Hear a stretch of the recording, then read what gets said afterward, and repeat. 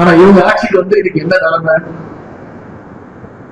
June மாசம் முடிஞ்சு, ஜூலை மாசம் முடிஞ்சு, இப்ப ஆகஸ்ட் மாசம் முடிய போகுது. இது வரைக்கும் மேட்டூர்ல இருந்து தண்ணி கலந்துவிடும்.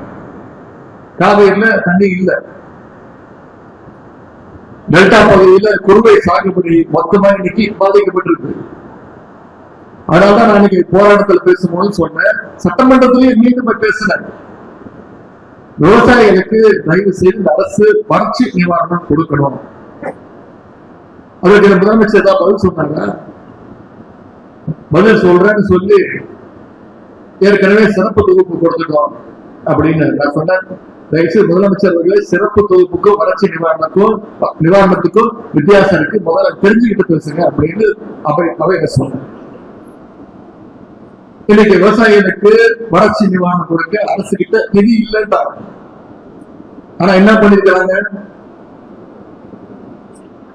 ஆளுங்கட்சி இருக்கக்கூடிய சட்டமன்ற உறுப்பினர்களுக்கு கார் வாங்கி கொடுக்கறதுக்கு இந்த அரசு முடிவு பண்ணிருக்கு. அதுக்கு எங்க வந்தது பண்ணுது? விவசாயிகளுக்கு தேர்தல் வாக்குறுதிகள் சொன்ன மாதிரி அவங்களுடைய கடன்களை எல்லாம் தள்ளுபடி செய்வதற்கு நிதி இல்லைன்னு சொல்லிட்டாரு முதலமைச்சர். ஆனா இன்னைக்கு ஆளுங்கட்சி இருக்கக்கூடிய சட்டமன்ற உறுப்பினர்கள் எல்லாம் கார் வாங்கி தர்றது இன்னைக்கு முதலமைச்சர் ஒரு அறிவிப்பு வெளியிட்டார். நம்முடைய தலைவர் தெளிவா சொல்லிட்டார். நான் இன்னைக்கு சபையில பதிவு செஞ்சிருக்கிறேன், திராவிட முன்னேற்ற கழக சட்டமன்ற உறுப்பினர்கள் எங்களுக்கு யாருக்கும் கார் தேவையில்லை, இந்த அரசு கொடுக்கக்கூடிய அந்த வாகனம் தேவையில்லை, முதல்ல நீங்க விவசாயிகளுடைய பிரச்சனையை தூக்குறீங்க அப்படின்னு சபையில சொல்லிட்டேன். அதுக்கும் சண்டைக்கு வராங்க. அது எப்படி நீங்க வேண்டாம்னு சொல்லலாம்? நான் என்ன சொன்னேன், நீங்க வாங்கிக்கோங்க.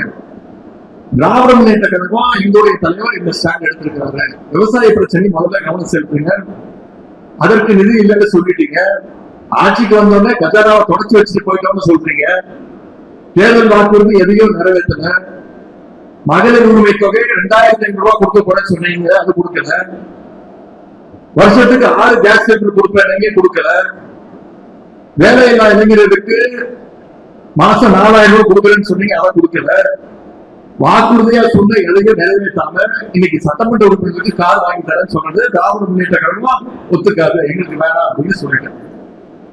இன்னைக்கு சட்டமன்றத்துல நடக்கிறத நீங்க அத்தனை பேரும் தொலைக்காட்சியில நேரலையில பாத்துக்கிட்டு இருக்கீங்க. இந்த ஆளுங்கட்சியினர் இன்னைக்கு ஒவ்வொரு நாளும் என்னென்ன கூட்டெல்லாம் அடிச்சுட்டு இருக்காங்கிறது நீங்க லைவ்ல பாத்துக்கிட்டு இருக்கீங்க. நான் சபையிலே பேசுறேன், நாங்களாம் சட்டமன்றத்துக்கு தான் வரோமா இல்ல சூப்பர் சிங்கர் நிகழ்ச்சிக்கு வந்திருக்கோமா அப்படின்னு எங்களுக்கே சந்தேகம் வந்துருது. எனக்கு முன்னாடி சபையில பேசுவாங்க, கேள்வி கேட்பாங்க, அதற்கு பதில் சொல்லுவாங்க. கேள்வி கேட்டா பதில் சொல்லலாம், பாட்டு பாடினா நான் எப்படி பாட்டு பாட முடியும்? இப்படி அப்படி ஒரு கேள்வி கேட்ட ஆட்சி இன்னைக்கு நடந்துட்டு இருக்கு. சட்டமன்றத்துல மக்கள் பிரச்சனை, விவசாயிகள் பிரச்சனை, சட்டம் ஒழுங்கு பிரச்சனை, இதை பத்தி எல்லாம் பேசலாம்னு நாங்கெல்லாம் குறிப்பெல்லாம் எடுத்துட்டு போறோம். ஆனா நாங்க கேட்கக்கூடிய எந்த கேள்விக்கும் முதலமைச்சர் எந்திரிச்சு பதில் சொல்றது கிடையாது. நீங்க பாத்துக்கிட்டு இருக்கீங்க, தொலைக்காட்சியில பாத்துருப்பீங்க. ஒரு 4 அமைச்சர்கள் 3 அமைச்சர்கள் தான் இருக்கிறாங்க. அனைத்து கேள்விகளுக்கும் அந்த 3 அமைச்சர்கள் தான் எந்திரிச்சு பதில் சொல்றாங்க. அது நாங்க கேட்கக்கூடிய கேள்விக்கான பதில் கிடையாது. அனைத்தையும் திசை திருப்புற மாதிரி டைவர்ஷன் டாக்டிக்ஸ், அவ்வளவுதான். உதாரணத்துக்கு அன்னைக்கு திரு செந்தில் பாலாஜி அவர்கள் மின்சாரத்துறையில மானிய கோரிக்கையில பேசிட்டு இருக்காரு. என்ன கேட்கிறாரு? கரண்ட் பில்லு அதிகமாயிடுச்சு, இந்த 3 மாதங்கள் அதிகமாயிடுச்சு, ரீடிங் சரியா எடுக்க மாட்டேங்கிறாங்க. இதுதான் அவர் கேட்ட கேள்வி. ஆனா அமைச்சர், சம்பந்தப்பட்ட துறையுடைய அமைச்சர் அதற்கு பதில் சொல்ல வக்கில்லாம அந்த பிரச்சனையை திசை திருப்புற மாதிரி ஒரு பதில். இதை தொடர்ந்து இந்த அரசு செஞ்சிட்டு இருக்கு. அமைச்சர் பெருமக்கள், ஆளுங்கட்சியோட சட்டமன்ற உறுப்பினர் எல்லாம் மக்கள் பிரச்சனை பேசுவதற்கு வரல. அவங்களுக்கு தேவையெல்லாம் அன்னைக்கு ஒரு 4 ரீல்ஸ். இவங்க சர்க்கார் நடத்துறாங்களா இல்ல சர்க்கஸ் கம்பெனி நடத்துறாங்கன்னு கேட்கிற அளவுக்கு தான் இன்னைக்கு அரசுடைய பர்ஃபார்மன்ஸ் இருக்கு. இதையே கொஞ்சம் ரிவைண்ட் பண்ணி பாருங்க. ஒரு 5 வருஷம் நம்முடைய கழக தலைவர் அவர்கள், நம்முடைய தலைவர் அவர்கள் இந்தியாவிலே நம்பர் 1 ஸ்டேட்டாக நம்முடைய தமிழ்நாட்டை கொண்டு வந்தாங்க. 11.19% வளர்ச்சியோடு இந்தியாவில டெவலப்பிங் ஸ்டேட்ல நம்பர் 1 ஸ்டேட்டாக தமிழ்நாடு இருந்தது. இன்னைக்கு அதை கொண்டு போய் பாதாளத்தில் தங்கிட்டாங்க. இன்றைக்கு இந்த அரசாங்கம் ஒரு டம்மி அரசாங்கமாக தமிழ்நாட்டுடைய வளர்ச்சியை பின்னாடி இழுத்துட்டு போயிட்டு இருக்கிறாங்க, தள்ளிட்டு இருக்கிறாங்க. தமிழ்நாட்டில் நடக்கிற எந்த பிரச்சனை பற்றியும் இன்று இருக்கக்கூடிய முதலமைச்சருக்கு கவலை கிடையாது. இதெல்லாம் இன்னைக்கு மக்கள் பார்த்து இப்பதான் உணர ஆரம்பிச்சிருக்கிறாங்க.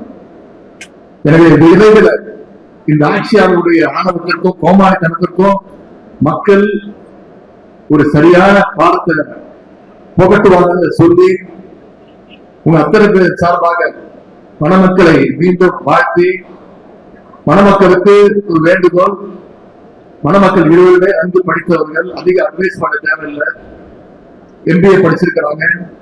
அவங்களுக்கு ஒரே ஒரு வேண்டுகோள், அவங்களுக்கு பிறக்கக்கூடிய குழந்தை அது ஆண் குழந்தையாக இருந்தாலும் சரி, பெண் குழந்தையாக இருந்தாலும் சரி, அதற்கு ஒரு அழகான ஒரு தமிழ் பெயரை அவங்க சூட்ட வேண்டும் என்று கூறிக்கொண்டு மணமக்களுக்கு மீண்டும் ஒருமுறை அத்தனை பேர் சார்பாக என்னுடைய வாழ்த்துக்களை தெரிவித்து விட வருகின்றேன். நன்றி, வணக்கம்.